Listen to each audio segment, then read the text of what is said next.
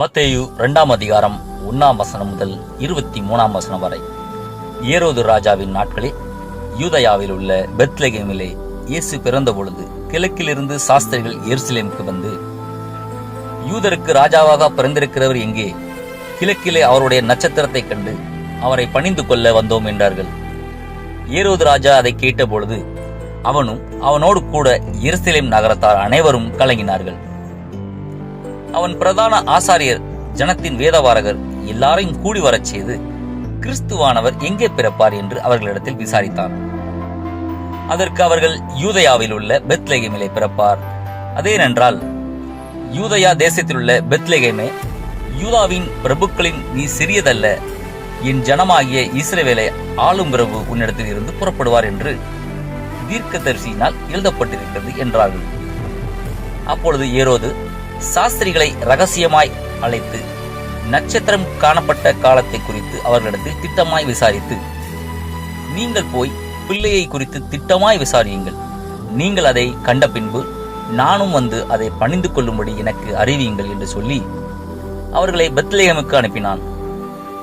ராஜா சொன்னதை அவர்கள் கேட்டு போகையில், இதோ அவர்கள் கிழக்கிலே கண்ட நட்சத்திரம் பிள்ளை இருந்த ஸ்தலத்திற்கு மேல் வந்து நிற்கும் வரைக்கும் அவர்களுக்கு முன் சென்றது.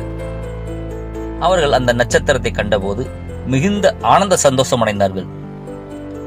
அவர்கள் அந்த வீட்டுக்குள் பிரவேசித்து பிள்ளையையும் அதன் தாயாகிய மரியாளையும் கண்டு சாஷ்டாங்கமாய் விழுந்து அதை பணிந்து கொண்டு தங்கள் பொக்கிஷங்களை திறந்து பொன்னையும் தூப வர்க்கத்தையும் வெள்ளை போலத்தையும் அதற்கு காணிக்கையாக வைத்தார்கள். பின்பு அவர்கள் ஏரோதினிடத்திற்கு திரும்பி போக வேண்டாம் என்று சொப்பனத்தில் தேவனால் எச்சரிக்கப்பட்டு வேறு வழியாய் தங்கள் தேசத்திற்கு திரும்பி போனார்கள். அவர்கள் போன பின்பு கர்த்தருடைய தூதன் சொப்பனத்தில் யோசேப்புக்கு காணப்பட்டு, ஏரோது பிள்ளையை கொலை செய்ய தேடுவான், ஆதலால் நீ எழுந்து பிள்ளையையும் அதன் தாயையும் கூட்டிக் கொண்டு எகிப்துக்கு ஓடிப்போய் நான் உனக்கு சொல்லும் வரைக்கும் அங்கே இரு என்றான். அவன் எழுந்து இரவிலே பிள்ளையையும் அதன் தாயையும் கூட்டிக் கொண்டு எகிப்துக்கு புறப்பட்டு போய் ஏரோதின் மரண பரியந்தம் அங்கே இருந்தான். எகிப்திலிருந்து என்னுடைய குமாரனை வரவழைத்தேன் என்று தீர்க்கதரிசியின் மூலமாய் கர்த்தரால் உரைக்கப்பட்டது நிறைவேறும்படி இப்படி நடந்தது.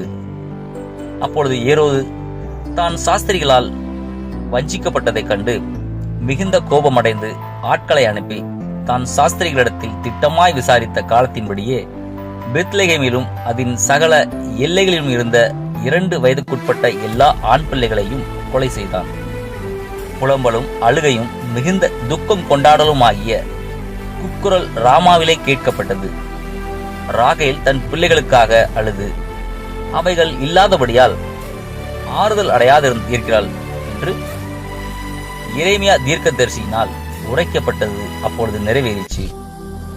ஏரோது இறந்த பின்பு கர்த்தருடைய தூதன் எகிப்திலே யோசேப்புக்கு சொப்பனத்தில் காணப்பட்டு, நீ எழுந்து பிள்ளையையும் அதன் தாயையும் கூட்டிக் கொண்டு இஸ்ரவேல் தேசத்துக்கு போ, பிள்ளையின் பிராணனை வாங்க தேடினார்கள், இறந்து போனார்கள் என்றான்.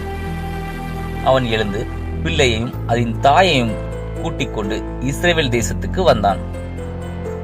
ஆகிலும் அர்கெலாயு தன் தகப்பனாகிய ஏரோதின் பட்டணத்துக்கு வந்து யூதயாவில் அரசாளுகிறான் என்று கேள்விப்பட்டு அங்கே போக பயந்தான். அப்பொழுது அவன் சொப்பனத்தில் தேவனால் எச்சரிக்கப்பட்டு கலிலேயா நாட்டின் புறங்களிலே விலகி போய் நாசரேத் என்னும் ஊரிலே வந்து வாசம் பண்ணினான். நசரேயன் எண்ணப்படுவார் என்று தீர்க்கதரிசிகளால் உரைக்கப்பட்டது நிறைவேறும்படி இப்படி நடந்தது. ஆமென். Praise the Lord.